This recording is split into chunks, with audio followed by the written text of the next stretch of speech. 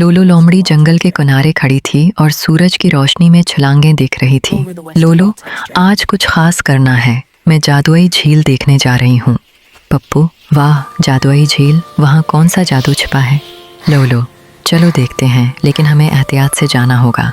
लोलो और पप्पू जंगल में चलते चलते एक गहरी वादी में पहुँचे। पप्पू, लोलो, ये रास्ता थोड़ा खतरनाक लग रहा है। लोलो, पप्पू, हम साथ हैं, एक दूसरे की मदद करेंगे। रास्ते में वो मेरो मेंढक से मिले जो पानी के किनारे कूद रहा था। मेरो, हेलो, कहाँ जा रहे हो? लोलो, हम जादुई झील देखने जा रहे हैं।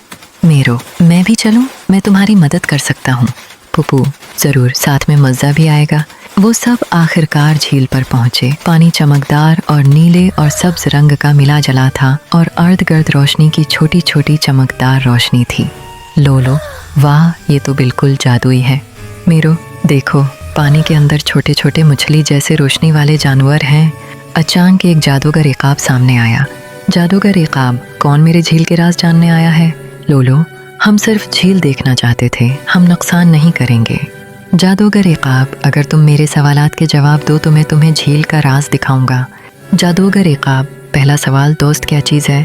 पप्पू, दोस्त वो होता है जो मुश्किल में साथ दे। जादूगर इक़ाब, सही। दूसरा सवाल, जादू का सबसे अहम उसूल क्या है? लोलो, मोहब्बत और हमदर्दी, क्योंकि बग़ैर उनके जादू बेमानी है। जादूगर इक़ाब, ज़बरदस्त, तुम सब काबिल हो। जादूगर इक़ाब ने अपने परों से झील का पानी हिलाया। अचानक पानी से रंगीन रोशनी के छोटे छोटे जादुई जानवर निकले जो खुशी से हवा में तैरने लगे। मेरो, ये तो हैरत अंगेज़ है। लोलो, हमने साथ में मेहनत की, इसीलिए हमें ये खुशी मिली।